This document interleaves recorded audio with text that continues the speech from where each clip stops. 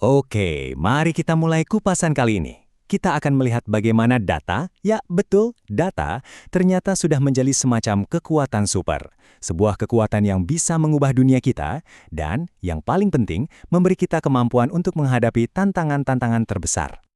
Cerita ini dimulai dari sebuah panggilan telepon, dari seorang presiden divisi di Comcast yang padinya sangat sukses, sangat percaya diri. Tapi saat itu, suaranya gemetar. Dia bilang dan kata-kata ini sepertinya terus menghantuinya, bisnis telah berubah. Sekarang ini tentang data, algoritma. Ya, kata-katanya itu penuh frustrasi dan jadi bukti nyata kalau dunia sudah bergeser dan dia tertinggal. Ini bukan cuma cerita tentang bisnis loh, ini semacam peringatan buat kita semua. Dan ini memaksa kita untuk bertanya pada diri sendiri. Kenapa sih banyak dari kita yang seolah sengaja memalingkan muka dari kekuatan data ini? Kenapa kita malah menyerahkan kendali dan membiarkan orang lain yang menentukan nasib kita?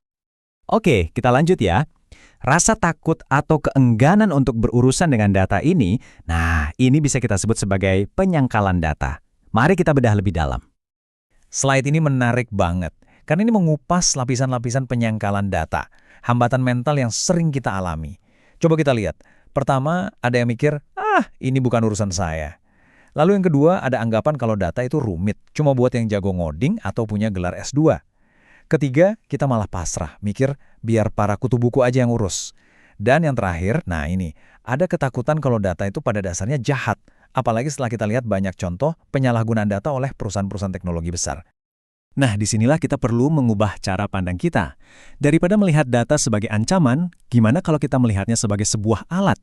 Alat yang bisa memberdayakan kita, yang bisa memberi kita kemampuan baru yang luar biasa, sebuah kekuatan super yang sebenarnya bisa kita manfaatkan.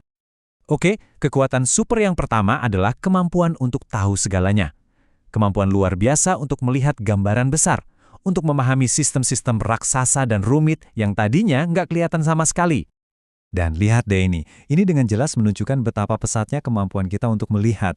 Dulu ada ekspedisi seorang diri yang heroik oleh Powell untuk memetakan Grand Canyon. Sekarang ada satelit-satelit kecil yang terus-menerus memindai seluruh planet kita setiap hari dengan resolusi yang sangat tajam.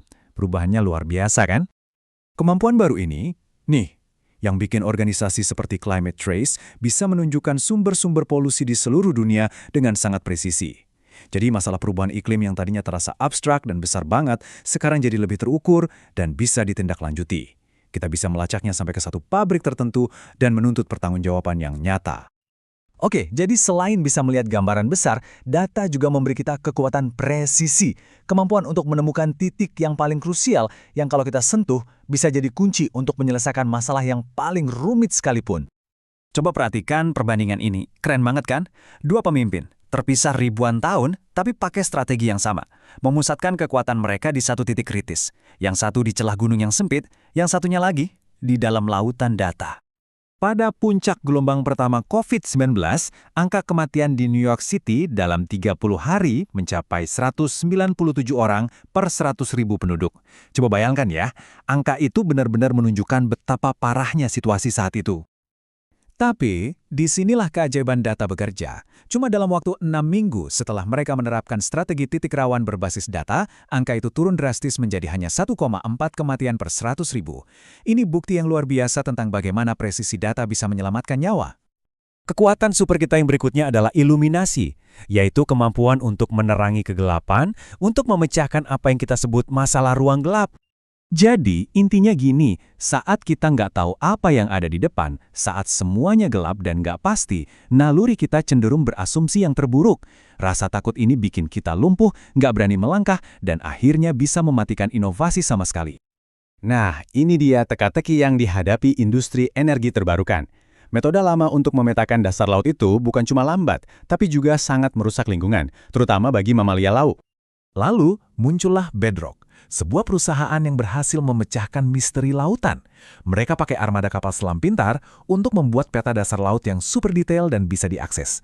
Secara harfiah, mereka menyalakan lampu di kegelapan dan membuka jalan bagi pasar energi angin lepas pantai untuk bisa berkembang. Kita sudah lihat kan betapa hebatnya kekuatan-kekuatan ini? Tapi penting untuk diingat kalau data itu bukan sesuatu yang abstrak. Data itu alat, dan seperti alat lainnya, ia butuh manusia, butuh tujuan, dan butuh rasa tanggung jawab. Coba dengarkan kata-kata dari pria ini. Dia seorang ilmuwan data yang brilian, yang hidupnya berubah total karena sebuah pengalaman pribadi yang mengerikan. Didorong oleh rasa keadilan yang kuat, dia menggunakan keahliannya untuk memburu para pelaku perdagangan manusia. Ini bukti nyata betapa besar beban moral yang bisa diemban oleh data. Nah, disinilah letak perubahannya.